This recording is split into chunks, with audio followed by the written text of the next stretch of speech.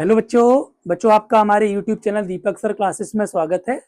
बच्चों आज की क्लास में एक्सरसाइज 6.3 का क्वेश्चन नंबर 10 करेंगे। एक बार क्वेश्चन को रीड कर लो, ठीक है। क्वेश्चन में डायग्राम नहीं दिया है, डायग्राम हमें बनाना पड़ेगा। क्या कह रहा है ध्यान से समझना। ये कह रहा है कि दो ट्रायंगल है, एक ट्रायंगल आपका ABC है, एक EFG है। तो ये रहा ABC, ये रहा EFG, ABC EFG, ठीक। अच्छा ध्यान समझो, CD और GH जो है बाइसेक्टर है। CD किसका बाइसेक्टर है? एंगल ACB का। CD एंगल ACB का बाइसेक्टर। बाइसेक्टर तो समझते होगे, बाइसेक्टर दो इक्वल पार्ट्स में डिवाइड करता है, ठीक है। और जो GH है वो EF का बाइसेक्टर है, सॉरी GH जो है EGF का बाइसेक्टर है ना। GH यानी ये इसके इक्वल होगा। बाइसेक्टर हमेशा एंगल को दो इक्वल पार्ट्स में डिवाइड करते हैं, क्लियर। अच्छा, और ये भी क्या रखा है, सच दैट डी किस पे लाई करती है? डी ए बी पर लाई करती है, ठीक है।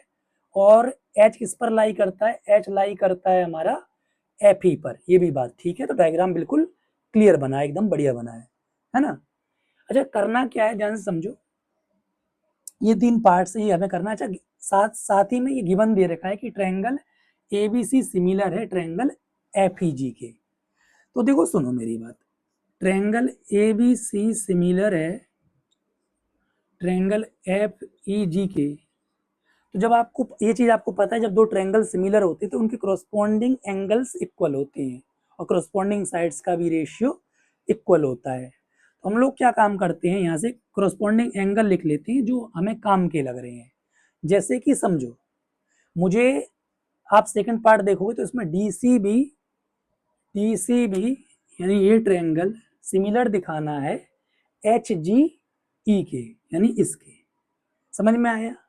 तो इसके सिमिलर दिखाने के लिए समझना मेरी बात, कुछ ना कुछ चाहिए होगा, मतलब या तो डबल ए से हो जाए या फिर साइड एंगल साइड से हो जाए, इस तरीके से कुछ। अगर मैं कॉरस्पॉन्डिंग साइड्स का रेशियो लिखूंगा ना तो उससे बात नहीं बनेगी। क्यों नहीं बनेगी? क्योंकि आप बात को समझो, BC आ गया, मान लो BC आ गया, BC बाई यहाँ पे क्या है, EG है।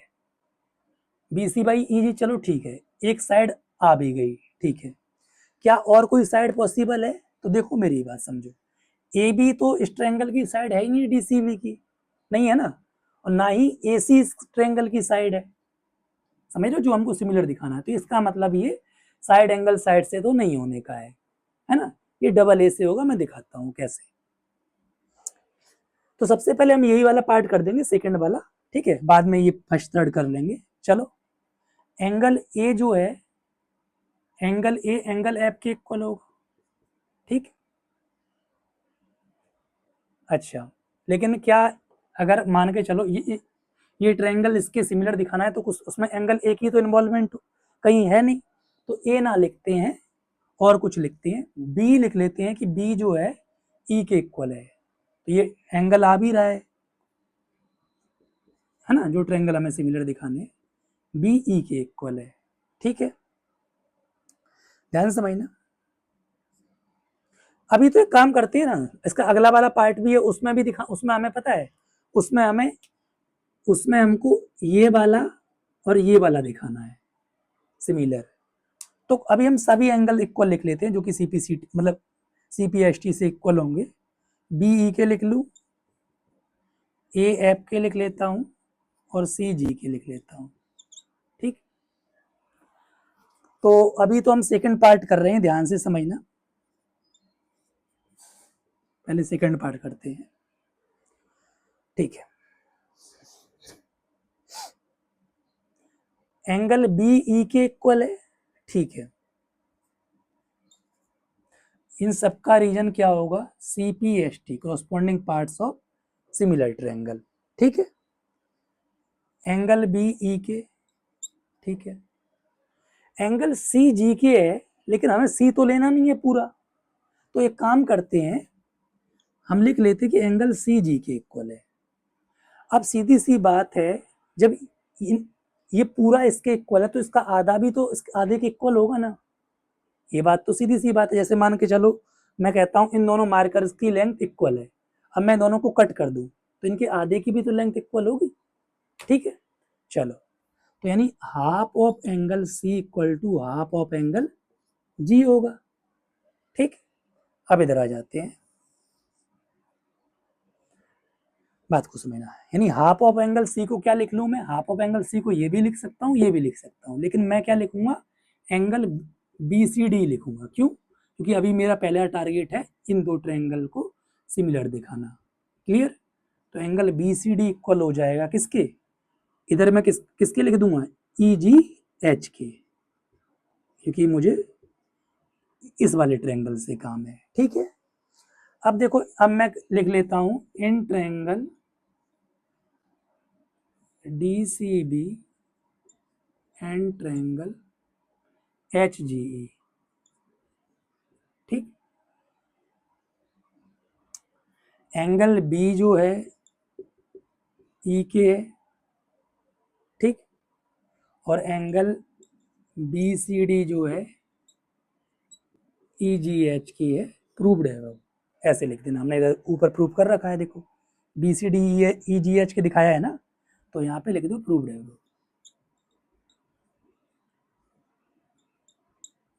समझ में आया? तो कुल मिला के ये दोनों ट्रायंगल जो हो गए, डीसीबी ट्रायंगल सिमिलर हो गया एच जी ई के बाई डबल ए रूल।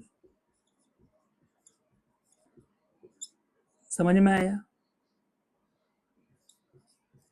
ठीक है, एक बार देख लो, फिर मैं इसका थर्ड पार्ट और फर्स्ट पार्ट आपको कराता हूं, ठीक है, देख लो।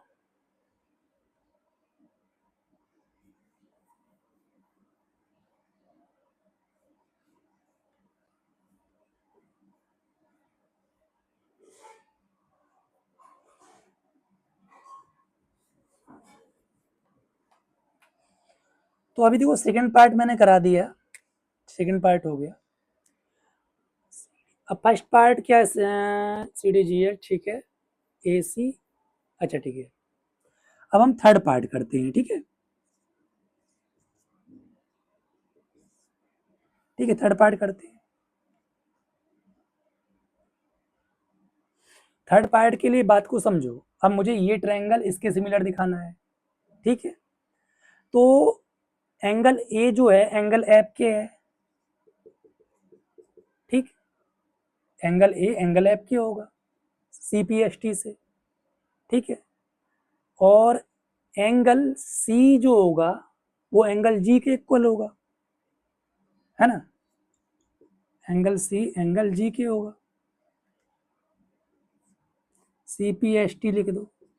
अब देखो बात को समझो, एंगल ए जो है एफ के, ठीक है, एक एंगल हमें मिल गया, अब एक और एंगल मिल जाए, तो अब देखो जब ये एंगल सी पूरा एंगल जी के इक्वल है, जैसे अभी देखो, जैसे अभी हमने सेकंड पार्ट करा था ना, वैसे ही थर्ड पार्ट भी है, सिमिलर है बिल्कुल। तो एंगल सी जी के इक्वल है, तो हाफ ऑफ एंगल सी भी तो हाफ ऑफ एंगल जी के इक्वल होगा। ये बात क्लियर है कि नहीं? अब हाफ ऑफ सी को क्या लिखूं, तो ए सी डी लिखूं, क्योंकि मैं इस ट्रायंगल को सिमिलर दिखाना चाहता हूं। ए सी डी किसके इक्वल हो जाएगा, ए सी डी इक्वल हो जाएगा हमारा एच जी एफ की। क्लियर? समझ में आ रहा है? ठीक है, in triangle D C A and triangle H G F, ठीक। यहां लिख लेते हैं हम एंगल ए जो है एफ के है, और ये चीज जो लास्ट वाली है यहां लिख लेते हैं एंगल ए सी डी जो है एंगल एच जी एफ के है, और इसका रीजन लिख देना प्रूव्ड है। वो हमने ऊपर दिखाई दिया ये कैसे इक्वल है ना, पूरे पूरे इक्वल थे तो उनके आधे आधे भी इक्वल हो गए। समझ में आ रहा है? तो इसलिए triangle D C a similar हो गया, अब सोचना ही नहीं है क्योंकि ऑलरेडी दिया गया है कि इसे इसके सिमिलर दिखाना है। ट्रायंगल एच जी एफ के बाय डबल ए रूल। चीजें समझ में आ रही हैं कि नहीं आ रही हैं? ठीक है, तो हमारा थर्ड पार्ट भी हो गया। अब इसे देख लो, इसे भी रेज कर देते हैं, फिर आप फर्स्ट पार्ट करते हैं। ऐसा ना, फर्स्ट पार्ट आप डायरेक्ट नहीं कर पाओगे जब तक आप सेकंड या थर्ड नहीं करोगे ना, मतलब क्योंकि फर्स्ट पार्ट जो है ना थर्ड से रिलेट करता है। देखो अभी मैं समझाता हूँ कैसे, समझ में आ रहा है कि नहीं? चलो देखो, सुनो ध्यान से समझो। इस फर्स्ट पार्ट में C D by G H, A C by F G, तो कहीं ना कहीं इस ट्रायंगल की करस्पॉन्डिंग साइड सी तो प्रूव करनी है फर्स्ट पार्ट में। तो देखो triangle D C a similar है ट्रायंगल एच जी एफ के, यहाँ लिख देना प्रूव्ड इन थर्ड पार्ट, क्योंकि हमने थर्ड पार्ट में प्रूव करा है। तो जब दो ट्रायंगल सिमिलर होते हैं तो आपको पता होगा उनके करस्पॉन्डिंग साइड्स का रेशियो इक्वल होता है। तो अभी देखो C D by G H, अच्छा अब हमारे काम का ए सी है और जी एफ, तो ये लिख देते हैं। आप चाहते तो एक स्टेप में तीनों साइड्स का रेशियो लिख देते, फिर अगले स्टेप में जो दो काम के थे उनका भी लिख सकते थे। समझ में आ गया? तो ये भी हमने प्रूव कर दिया। क्वेश्चन समझ में आ गया होगा आपको, काफी आसान क्वेश्चन है, टफ नहीं है। ठीक है, तो चीजों का ध्यान रखना, एक बार देख लो फिर आगे बढ़ते हैं।